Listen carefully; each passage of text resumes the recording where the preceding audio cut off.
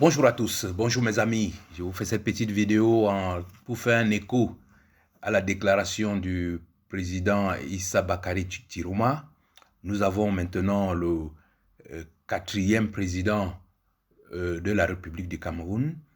Je l'entends parce que vous allez le voir dans ce récapitulatif. Je viens de vous faire la liste des présidents de la première République du Cameroun.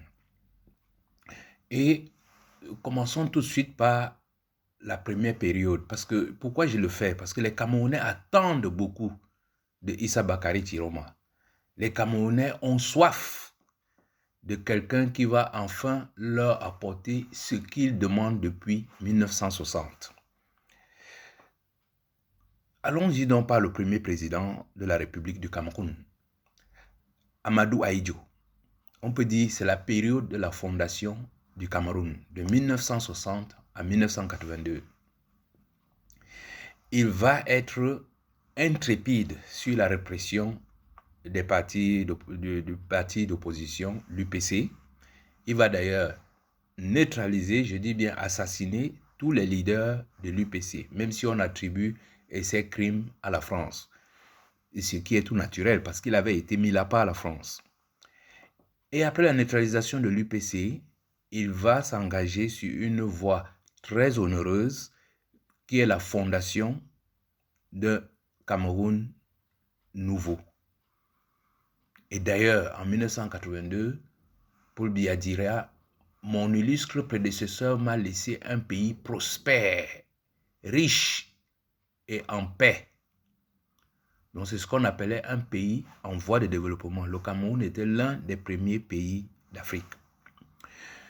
Passons donc au règne de Paul Biya. Ça, c'est la période de 1982 à 2010. Le Cameroun va retourner complètement dans la gibecière d'une colonie française, quelque chose qu'elle n'avait jamais été. Les Français diront d'ailleurs, nous sommes à l'aise avec Paul Biya. C'est cette proximité qui va lui permettre de commettre le plus grand génocide qu'on ait connu au Cameroun, c'est-à-dire le génocide des nordistes, après le génocide des Bamileke et des Bassa qu'avait commis la France. Il va aussi faire de notre pays un PPTE, c'est-à-dire pays pauvre très endetté. Les Camerounais disent que peuvent qualifier cette période de la période de la Fémania. Ensuite, arrive un certain Ngongo dans les années 2010. Quand je dis les années Ngongo, parce que c'est un couple en fait. Donc Chantal Biya et Ngongo vont prendre les rênes du Cameroun de 2010 à 2025. C'est l'une des périodes les plus pourries du Cameroun.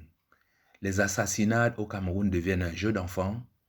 J'ai cité seulement trois au passage comme ça. Monseigneur Mbala qui est toujours dans l'eau. Ouazizi dont on n'a toujours pas trouvé le corps. Des mauvaises langues disent qu'il aurait servi de dîner à un repas mystérieux dans les couloirs de Etoudi. Martinez Zogo est toujours dans la glace. Mais c'est surtout la période du génocide des anglophones. Ce couple intrépide ne recule devant rien pour continuer à régner sur le Cameroun. Ils vont faire du Cameroun un pays d'esclaves. Que vous soyez Nigérian, Sud-Africain, Libanais, Chinois, Français, si vous arrivez au Cameroun, vous pouvez faire des Camerounais. Chacun vient pratiquer sa forme d'esclavage dans notre pays. Et puis, depuis cet octobre 2025, arrive Issa Bakari Tiroma. Et c'est pour ça que je dis que les Camerounais fondent beaucoup d'espoir en cet homme. Parce qu'ils espèrent qu'avec tout ce qui s'est passé avec les trois présidents de la République, les trois premiers présidents de la République, ou bien les trois premières périodes de la République, de la première République du Cameroun, qu'ils auront quelque chose de mieux. Et c'est un homme expérimenté, c'est un homme qui a vécu toutes ces périodes et c'est quelqu'un qui a de l'envergure en tant qu'ingénieur à faire les choses. dont les Camerounais ont raison de fonder beaucoup d'espoir sur Issa Bakary Chiroma. Mais quand on regarde ce tableau noir, il faut dire que ce ne sera pas très difficile pour lui à faire mieux. C'est pour ça d'ailleurs que vous avez vu dans la liste des candidats à la présidence, c'est n'importe quel tocard qui veut être président au Cameroun, compte tenu de la façon dont les prédécesseurs ont saccagé notre pays.